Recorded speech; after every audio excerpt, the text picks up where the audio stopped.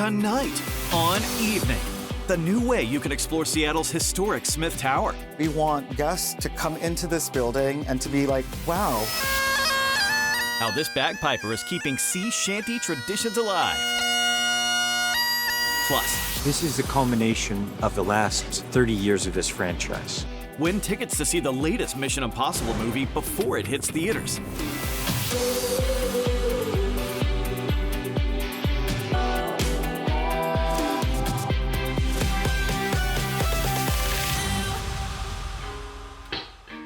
Welcome to the show from Emerald City Guitars in Pioneer Square. I'm St. Brian, and we are here because this is a shop that is on a musical quest for greatness, which means the guy who's really playing the guitar is always on the road. Before I even developed the love for guitars, I was in love with the hunt of guitars. And so there's a lot of traveling all over the world to find guitars for our store and, to keep on bringing these amazing vintage guitars in the store.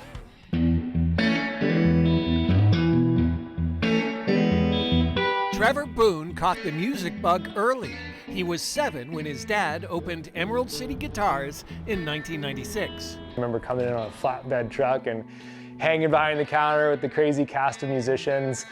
Emerald City Guitars. Boone's supposed to be around here somewhere. ZZ Top's Billy Gibbons, one of many A-listers who have made Emerald City a must-visit guitar shop. It's everybody from Chris Stapleton, John Mayer, Santana, Sheryl Crow. I mean, truly, all the big acts come here. Trevor says every guitar has a story. We put a lot of effort into trying to find those stories and the lineage and provenance. We do a lot of kind of connecting the dots here, where it came from, the circles that it might have hung out in, and they're gonna outlive us all, so we get to be part of that story for a little bit. Among the immortal guitars, these rare 1958 Gibson Carina Flying Vs. These go from $500,000 to $1 million. They're in between that number. Both are sold. Not every guitar has that kind of price tag. Trevor says they get a big kick out of catering to first-time musicians. The first guitar is so important, it's like first love. A love that may forever strike a chord.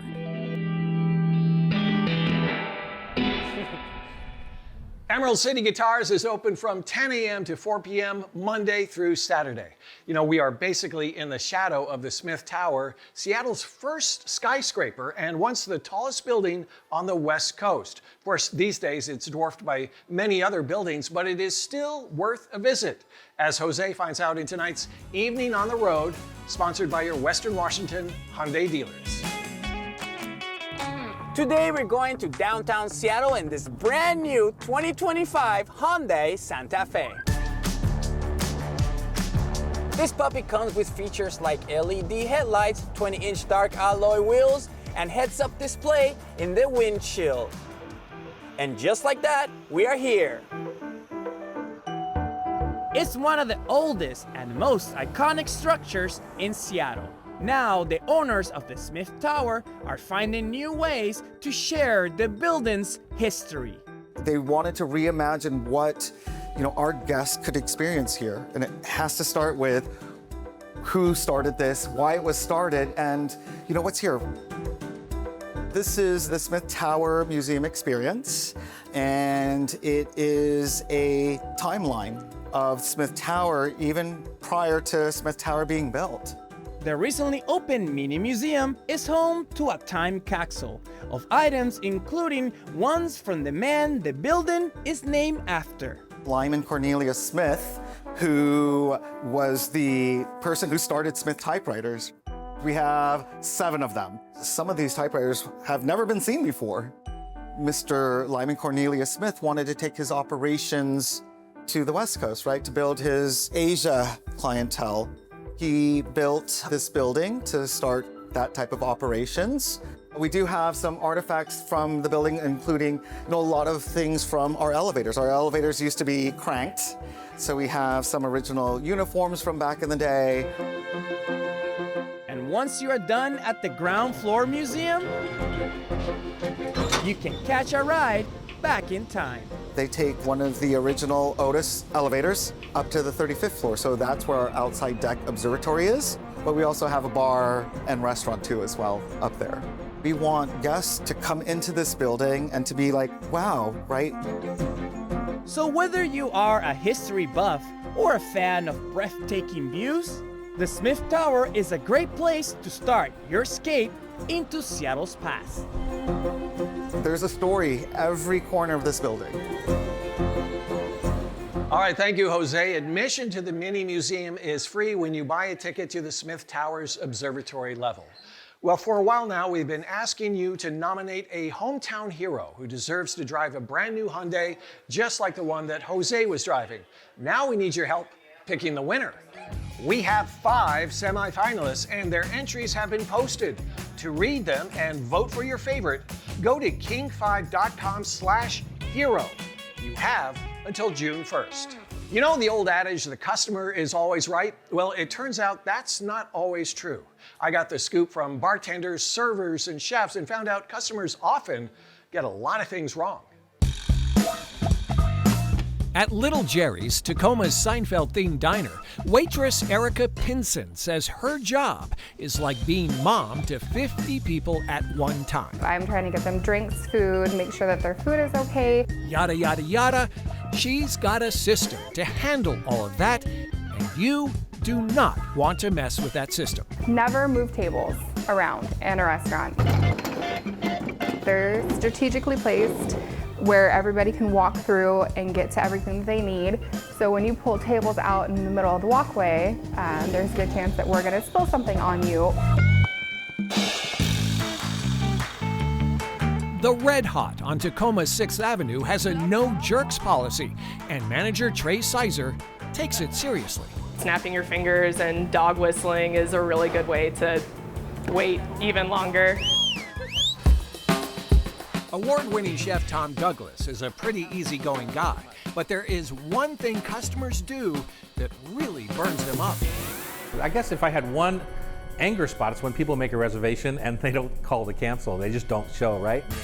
At Unicorn on Capitol Hill, bar manager Kaylee Wilson will put up with a lot. It is a fun joint. But keep your hands to yourself. People trying to garnish their own drinks, grabbing fruit out of the tray and not wanting to bother us. Please don't do that. It's definitely a health code problem. Here's a tip. When you say you're ready to order, be ready to order. Don't start your sentence with, The waitress will come back. This would also be a good time to take a break from your phones and actually make eye contact. It's really nice when people can just talk to us and treat us like people. Also, not every helpful gesture you make is really helpful. Don't stack your plates. The servers know exactly how they want it. It's not as helpful as a lot of people think to just grab a beer off of a server's tray. That's a really good way for you and your pals and your server to be wearing that beer. And we want to drink our beer, not wear it. It all comes down to the golden rule, treating people the way you would want to be treated yourself. Don't be mean to us for no reason. I might be here to serve you, but I'm definitely not a servant. And I am a person too, most days. And here's one more tip. Tip! 20% is the going rate these days. Your server probably deserves it. Probably. Still to come, where you can hit the water for a kayak adventure. All you have to do is go out and have a good attitude and have fun. But up next, I need you to trust me. One last time. Get a look at the new Tom Cruise movie, Mission Impossible: The Final Reckoning. Portions of Evening are sponsored by your Western Washington Hyundai dealer. Wow! Local stories make a difference. I want to check that out. With the power to enrich lives, strengthen communities, and make us smile. Evening is made possible by Primera Blue Cross. Primera Blue Cross, always in your corner. Welcome back to the show from Emerald City Guitars. One of the most talked about movies of the summer finally opens this weekend. The 8th and probably final installment of Mission Impossible. The $4 billion franchise starring Tom Cruise has entertained audiences since 1996. I need you to trust me. One last time. For nearly 3 decades, we've trusted Tom Cruise to deliver over-the-top stunts, running as fast as he can, as though the fate of the entire world depends on him meeting an impossible deadline. This is the culmination of the last 30 years of this franchise, and everything has led to this. In the final reckoning, Tom dangles from a biplane, determined, it seems, to not just save the world, but the summer movie blockbuster.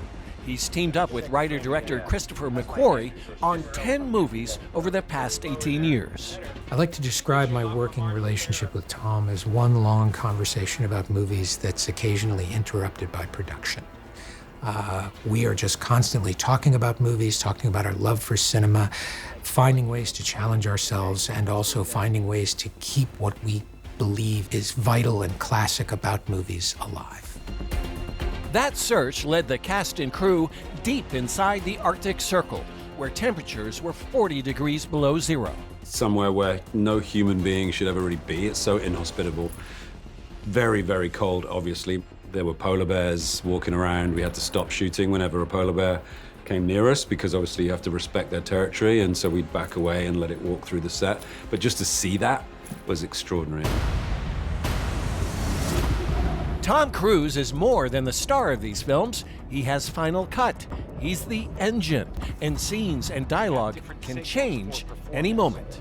The exciting thing about these movies is you never know what's going to be asked or expected of you. So to just be in a constant state of readiness, to be able to adapt, to be physically and mentally fit.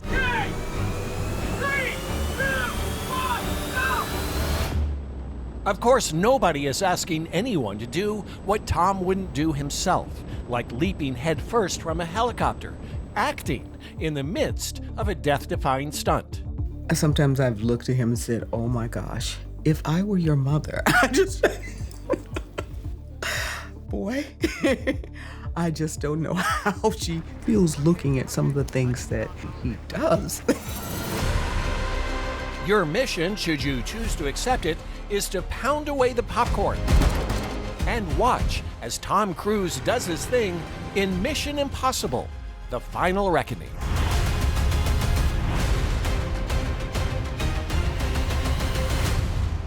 Mission Impossible: The Final Reckoning is rated PG-13. It runs just 10 minutes shy of 3 hours, so watching the whole thing without a bathroom break, maybe you're Mission Impossible. But if you'd like to give it a try, we have 2 pairs of tickets for a special advanced screening happening this Wednesday at 7 p.m. at the Pacific Science Center Boeing IMAX Theater, the biggest screen in Seattle for the biggest star in Hollywood. To enter, go to Evening's Facebook page and find that Mission Impossible post. Good luck, and I just might see you there. One of the best ways to explore the Northwest is by kayak. We travel to Anacortes for a slow and steady excursion. It's as close as you can get to the water without going for a swim. You don't need to know how to paddle. Like, we're taking you paddling. All you have to do is go out and have a good attitude and have fun. As the gateway to the San Juans, the waters around Anacortes provide the perfect location for kayaking.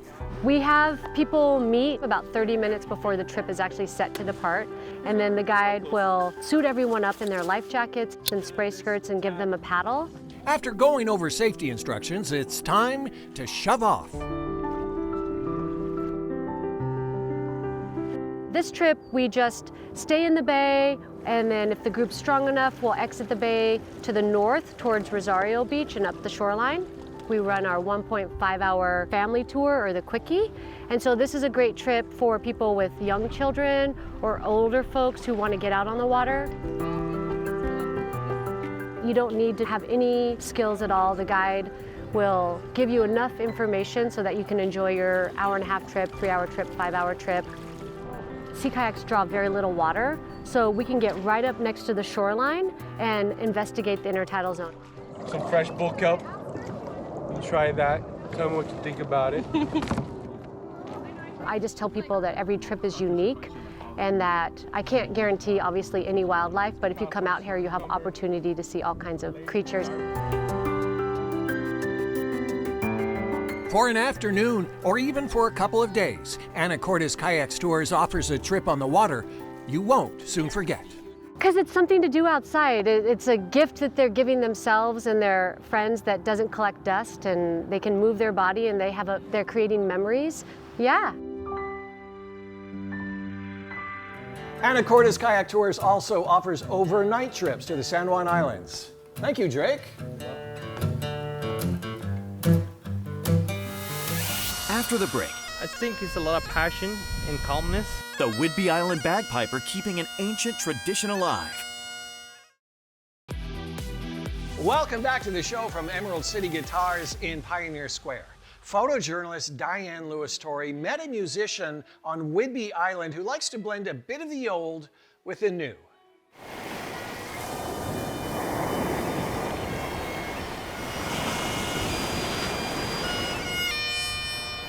What's that? It's important to me to honor those ancestors.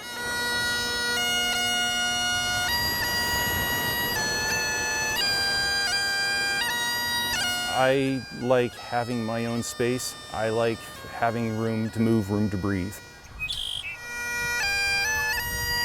If you stop and listen more closely to the expression, there is gentleness, there is power, there is this dynamic.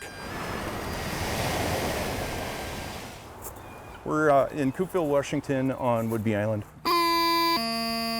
I mostly go by Bagpiper Dawn within music, kind of working something out for Highland bagpipes.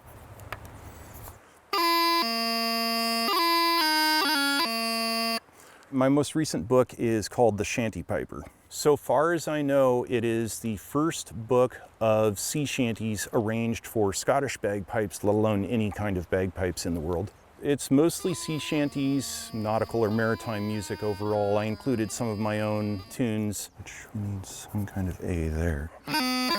When I was a kid, I was raised partly with my Scottish and Irish heritage. When it came to Scottish bagpipes, anytime that I heard them, I was just locked in, I was just drawn to them. I started playing Highland bagpipes at Shorecrest High School in Shoreline. Hopped and bopped around with a couple of different local bands. I'm involved in a veterans organization called the Scottish American Military Society. And in our local post, we have a small pipe band, and I lead the post and I lead the band. I have a Celtic rock band, also sometimes have belly dancers with us because, well, why not? And where does the original instrument stem from? The Middle East. Really, I like playing anywhere and everywhere. Doesn't matter where I'm at, I like to play. I've always loved bagpipes, but in nature and with this setting, unbelievable. I think it's a lot of passion and calmness and make you look back in history. Sea shanties captured me in an interesting way. The melodies are actually very simple. They can be very sensitive. They have a lot of depth and expression. So I wanted to further express that and capture that. By all means, we need to preserve the past, but we also need to live in today and go ahead and experiment and do some innovating. So keep the old alive, bring out the new.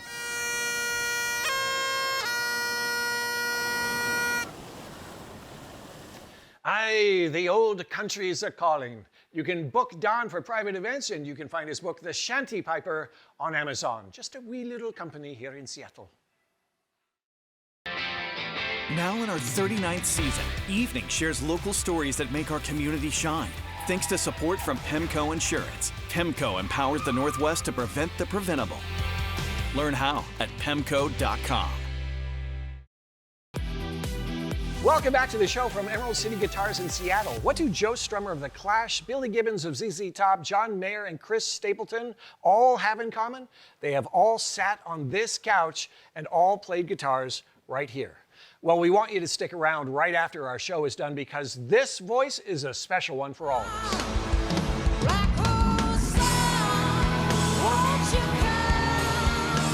That's because Maple Valley's Lucia Flores-Wiseman performs in the live finals tonight. She rocked all 4 judges with her version of Soundgarden's Black Hole Sun in the live semifinals. And that's the show from Emerald City Guitars. Thanks so much for watching. We'll catch you next time. Nick, play us out.